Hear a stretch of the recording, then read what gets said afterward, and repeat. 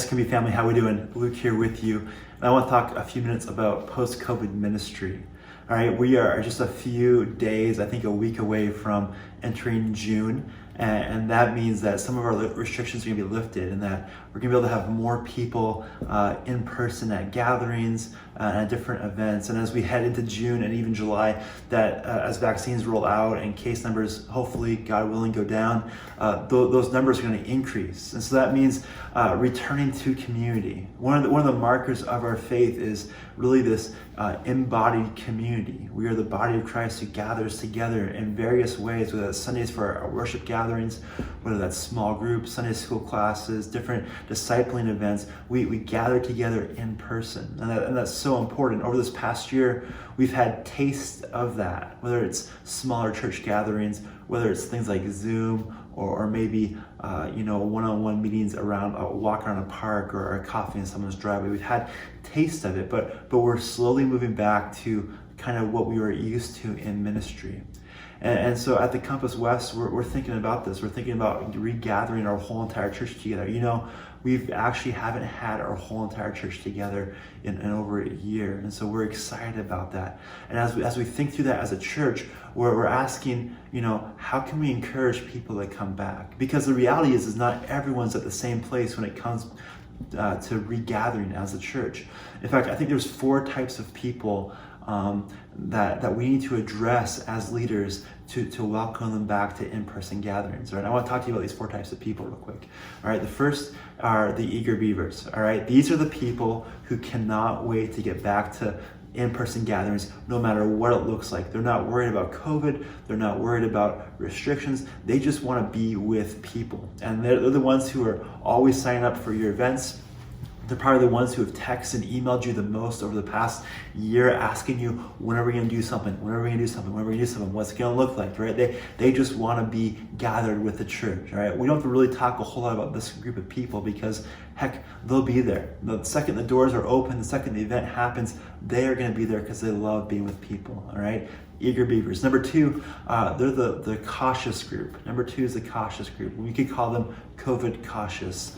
All right. These are people that, although they've been vaccinated, although they know there's little health risk to them from COVID because of their vaccinations, even after their second shot, they're still going to be very cautious of COVID.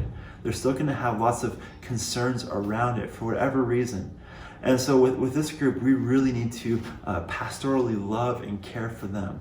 One of the things that we did over the past year, I've noticed your churches do this really well, and something we really were intentional with at the Compass West, was communicating all the ways that we're trying to keep you safe as we gather. So we talked about all the cleaning procedures we did. We talked about all the social distancing stuff. We remind people to wear masks. We remind people if they were not feeling well or sick to stay home. All those things we communicated. We over-communicated so people felt like coming together was still a safe thing to do. And for this COVID cautious group, we really need to, again, over-communicate that just because, we're on the tail end of COVID, God willing, and that we're vaccinated, doesn't mean that we don't care about their safety. And so for this group of people, we need to, say, hey, if you're comfortable wearing a mask when you come and gather, if that's what you want to do, hey, we support you in that. There's no judgment to you from us. Hey, here's how we're still sanitizing our facility. Here's how we're still making sure that your health is important to you. And maybe one of the biggest things we can do to this group of people, the COVID cautious, is also just gently encourage them. We want you back. We long to see you face to face. But if you're just not there yet, we understand, and we want you to be a part of our family, even if it's virtually for the next little while. And then as they do that, just check in with them. As a pastor, as a leader, check in to make sure they're doing okay, and constantly invite them back to in-person gatherings. All right, so the COVID cautious group's the second one. The third group would be the ones who used COVID as an excuse over the past year. All right, these are the people who, we communicate to our churches over the last year that, hey, because of COVID, because of the various fears around it, if you're not comfortable coming to an in-person gathering, that's okay. You stay home. These are the people who have taken that message and really ran with it way beyond than we intended them to go with it, right? They've taken it with a little bit of license, right? And so the COVID excuse group, we need to really walk with these people and just remind them that God has called them to gather with the church. So how do we do that? I think the best way to communicate and to reach out to this group of people, the ones who use COVID as an excuse to not gather with the church, to really get out of the habit of in-person gatherings, whether that's on Sundays or small groups or men's groups, whatever it might be. The way we reach out to this group is through a personal invitation. All right, so an email is not going to work. Even maybe a text message won't work. What's really needed is a phone call and probably an in-person visit from maybe you as a pastor or one of your leaders or a small group leader, someone they have a deep relationship with in the church, just to reach out to them and say, hey, we miss you. How are you doing? We want you back. We love you and we want to see you back worshiping with us. So call up these people, call up this person and go for a coffee, a walk, maybe a meal when restaurants open up, and just see how they've done over the past number of months. See where they're at with Jesus and invite them back to a gathering.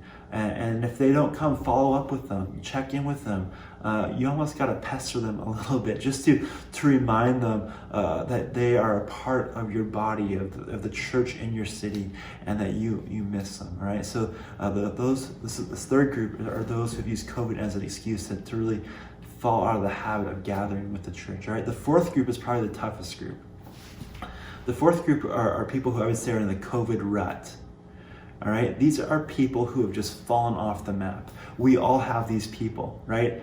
We have people who, if their name's brought up in your mind, I don't know if you say this out loud, but in your mind you're thinking they're gone. We're never going to see them again. Our church is no longer their church. And yet if you were to ask them, hey, do you go to church anywhere? They would say, oh yeah, I go to the Compass West. And you'd hear that and you'd be shocked because you've emailed them, you've maybe texted them, you may even tried calling them and you haven't heard or seen from them in like a year, right? They just have disappeared.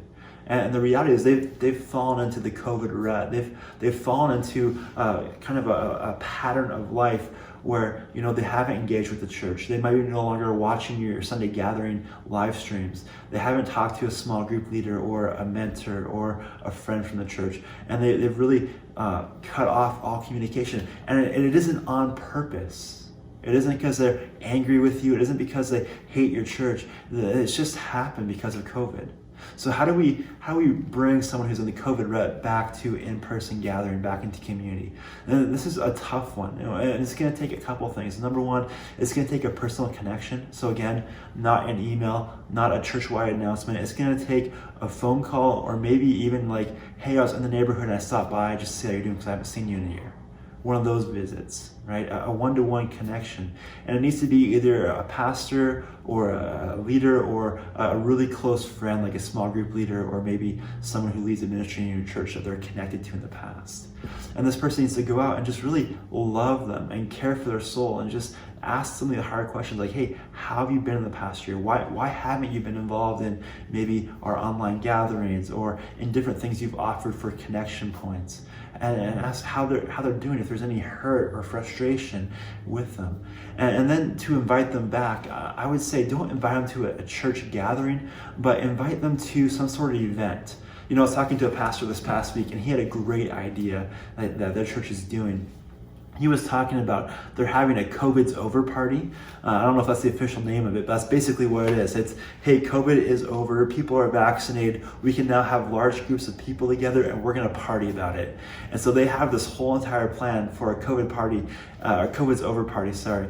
They don't have a date, they don't have a time, but they have the whole entire party detailed out. And once it's safe to do so, once the government gives the green light, they're gonna announce a date and a time and they're gonna invite their whole entire church to it. That's a great event, a non-threatening event, a fun event that someone who's stuck in the COVID rut could be invited to. Something we've thought about at the Compass West is doing like a men's golf night, women's desserts nights, and once things open up, or even just a fun day paintballing, just some sort of event to get people who are in this rut back into community with friends, having fun together, laughing, and after that, following up and inviting them back to an in-person gathering and having some more one-on-one conversations just about the spiritual state of their soul. All right, so these are the four groups of people that we need to be watching out for. Like I've heard said in the past, we have to do this because over the past year we've been told that that people are our enemies, people are our threats, because COVID comes through human connection.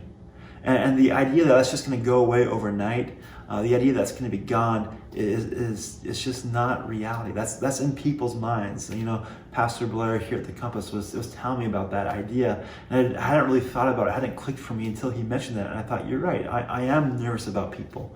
I am nervous about people getting too close to me. The idea of being in a large crowd I've been told that's threatening. And so the idea that just overnight a switch is going to flip, and we're going to be comfortable being in large groups of people again, just probably isn't reality. And so we can take these steps, address these 4 types of people, reach out to them, care for them, shepherd them, and gently and lovingly welcome them back to embodied community. I think that would be a good thing for us as we move forward. So hey, I hope as you move forward and as we enter each new phase of reopening, that you see God at work in your people's lives as they regather with the church to worship and hear the good news about who Jesus is and what he's done.